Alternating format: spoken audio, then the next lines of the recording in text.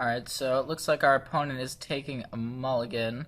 I'm going to keep this. Only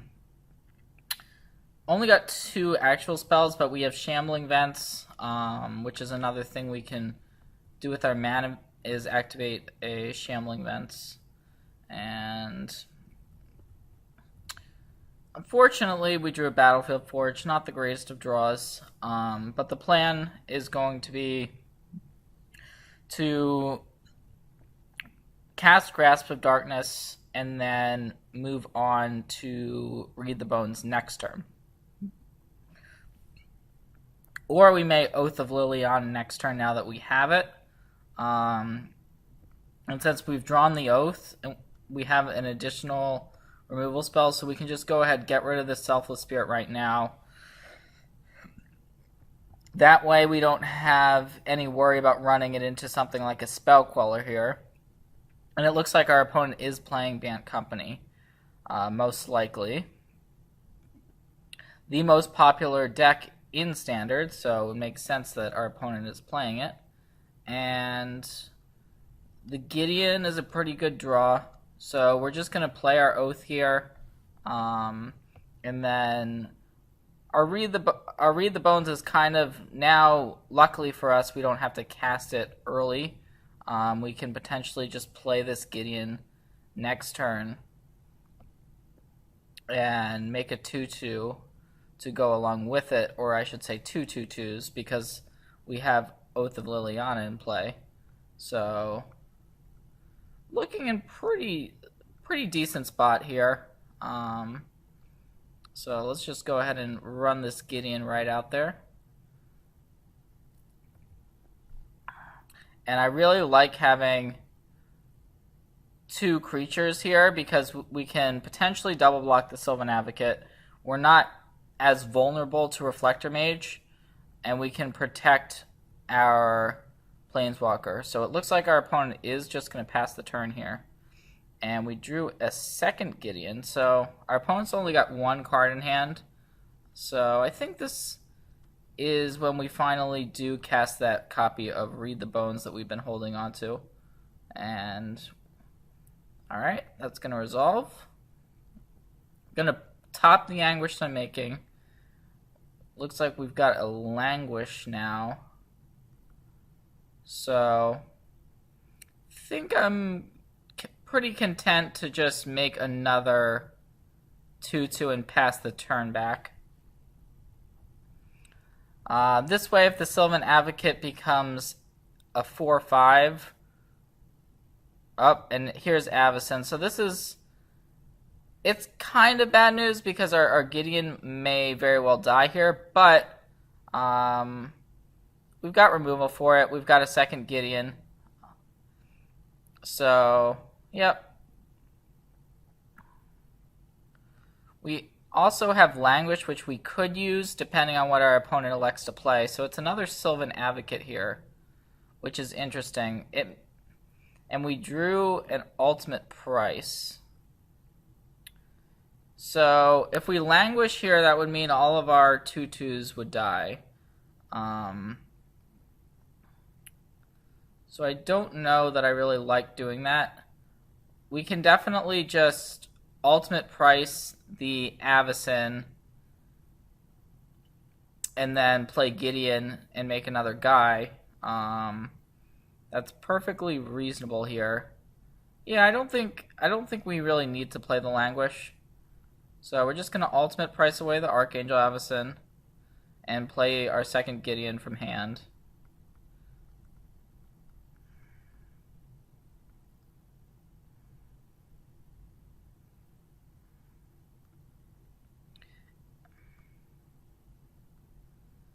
And yeah, let's just go ahead and make a guy here.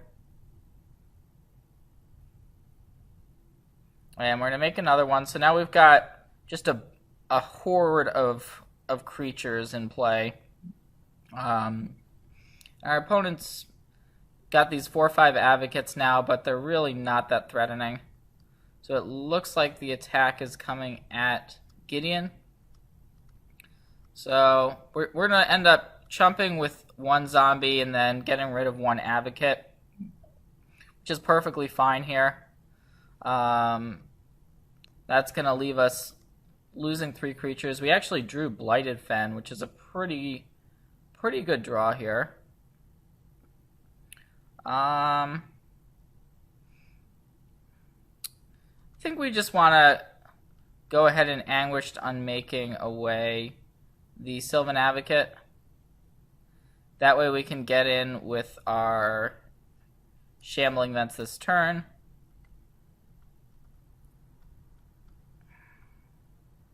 And we know our opponent's got 0 cards in hand, so we know these plays are relatively safe. And that's going to put our opponent all the way down to 9, so this game's looking to be finished up. And it is. So, looking at the sideboard here, we won that game pretty convincingly. The game 1 configuration is actually quite good against Bant. We don't have to do all that much. Linvala is a card that I like a lot. We really want to stop them from getting a super fast start. Fine with shaving on 1 Transgress. Sometimes Transgress is good. But on the draw, a lot of the times you just don't have that much time to cast it. So I actually like just taking them out on the draw. And we can board in our Kalidas and an additional Languish. And we saw Gideon be pretty good, but I'm fine with generally shaving on a couple of our Planeswalkers, cutting the Ruinous Path, and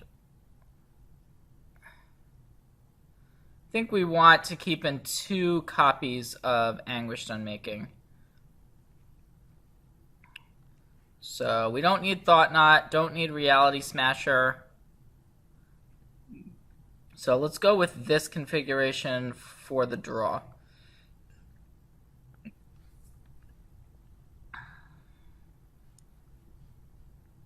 We are all the way up to 4 Languishes here.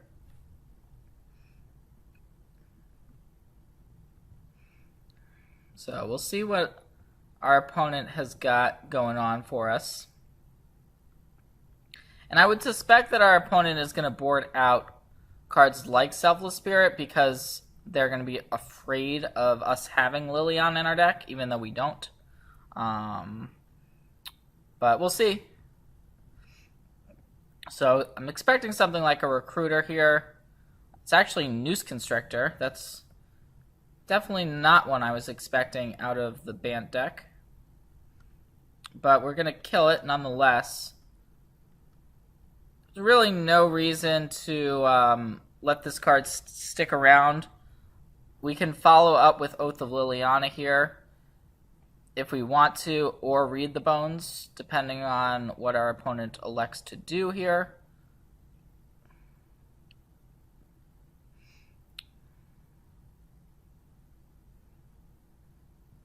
Looks like another copy of Noose Constrictor. Interesting.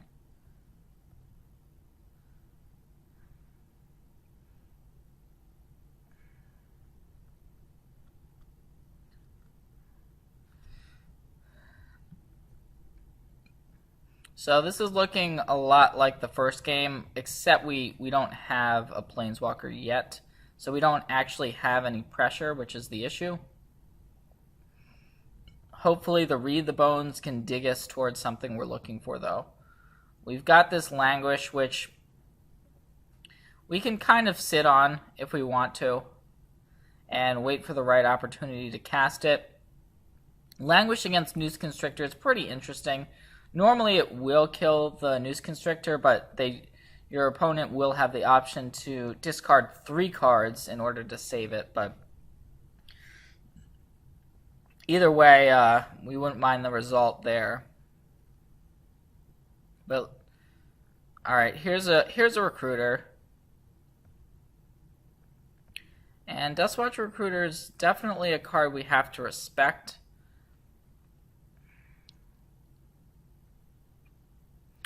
But at the same time, we do want to cast our Read the Bones.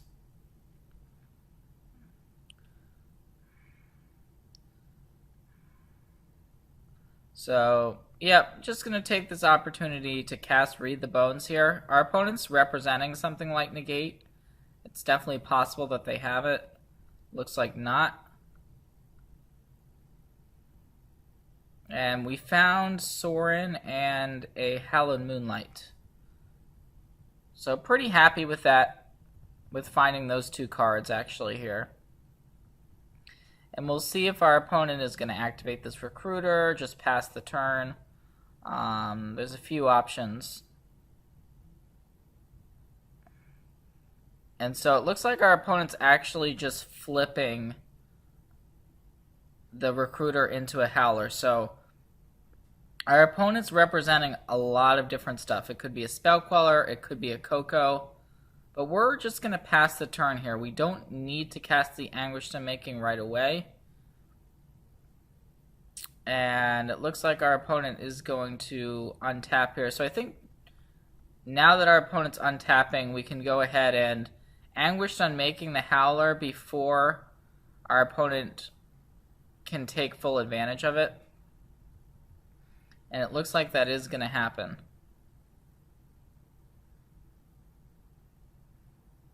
Alright, it looks like our opponent has kept in a Selfless Spirit, but we're really not particularly worried about that. Our opponent does still have 3 cards in hand, which is a decent amount of cards. And okay, the draw step is Planner Outburst here. So I think we just go for Sorin at this point. It could run into a card like Negate. It can't run into a card like Spell Queller. So it seems like a good opportunity to try to get this thing through. Alright, Clash of Wills, basically a Negate proxy in this sort of situation. But it's going to be hard to get around that card either way. So unfortunately our Sorin did not get through, and now we're going to go down to 11. And there is a second Dustwatch Recruiter. So, yeah, we're at the point where we're just going to go ahead and cast this Languish we've been sitting on, hoping not to run it into a Spell Queller. Okay, that one is going to run into Negate. That's pretty unfortunate. So our opponent has had a couple of counters here, which have been pretty good. The Planner Outburst, it does not interact favorably with Selfless Spirit. So, not in the greatest of situations. We could just fire off this Hallowed Moonlight, but alright, our opponent's gonna flip the Howler here. So we've got a few different options for our turn here, but I think sacrificing the Blighted Fen is actually a reasonable choice to make here.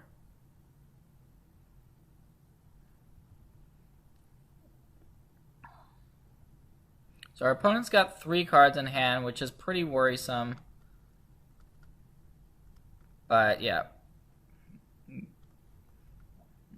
Let's make our opponent sacrifice either the Howler or the Selfless Spirit. Looks like it's going to be the Spirit. So this is going to put us down to 4. So let's see what the follow-up is going to be.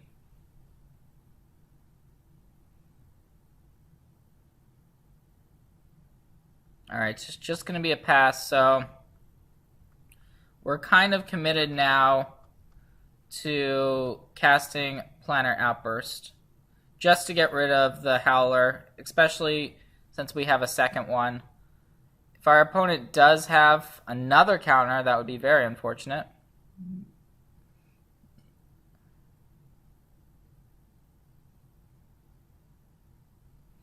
Alright, there is the third counter spell of the game.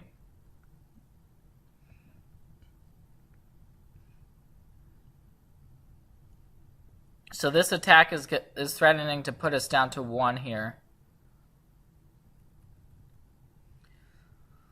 But we're not out of it. Unfortunately, this Read the Bones is... We can't actually cast it right now because we're all the way down to 1. And we drew Secure the Waste. Okay. Well, I think we just go ahead here and play our other Planar Outburst. And if our opponent has another card here, like a Collected Company, we're just dead.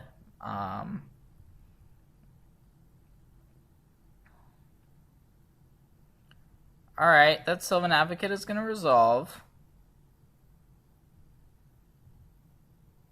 And we drew Linvala. Linvala is quite a nice one to draw here.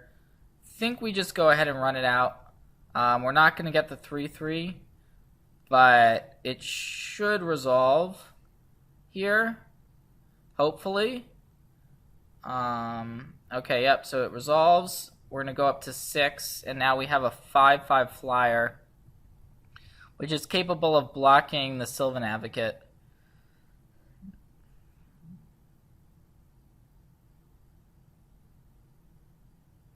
And now of course our opponent has drawn Collected Company when we don't have mana up for Hallowed Moonlight.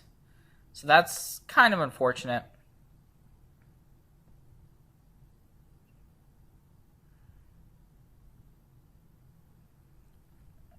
So we have Secure the Waste. I think we just want to go ahead and pass the turn here with the plan of securing. We can actually attack with Linvala if we want to, although that is a bit aggressive.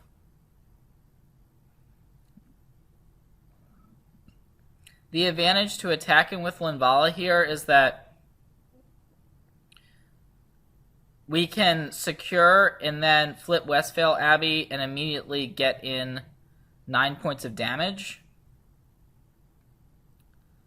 which is a pretty big deal. I think we actually do attack with Linvala. It's kind of a weird spot here.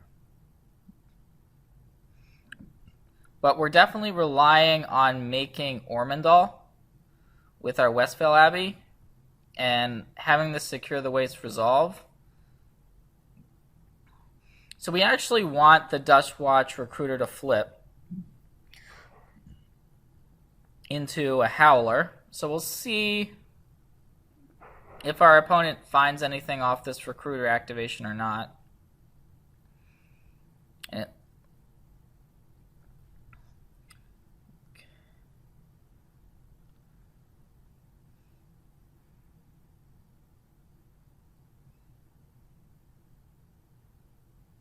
So now our opponent's gonna decide whether or not to activate again.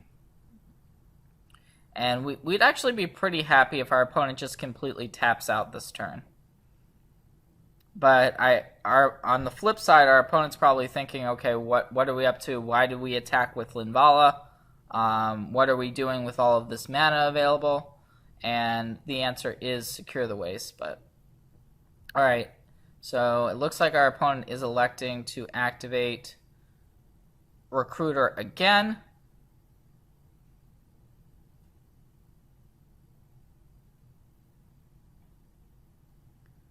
Alright, and it looks like nothing was found on that activation.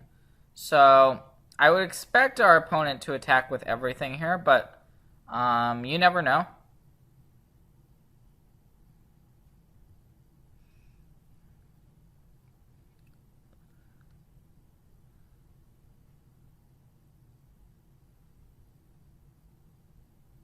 So we definitely don't want our opponent to have another copy of Selfless Spirit. That would be pretty bad for us, actually. But, okay, so our opponent's attacking with everything. So now we have to make at least one chump block. So let's go ahead now and Secure the Waste for 7.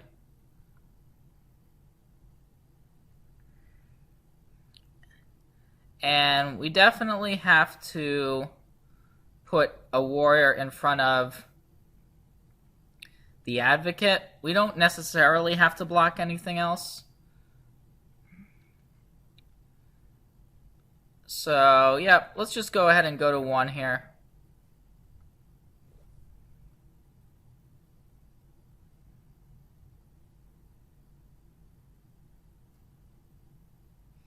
And so the plan on our turn is going to be flipping to make Ormondal, and then we can actually deal our opponent lethal damage here because our opponent has taken damage off the Yavimaya coast. And we drew, for good measure, we drew a copy of Grasp of Darkness.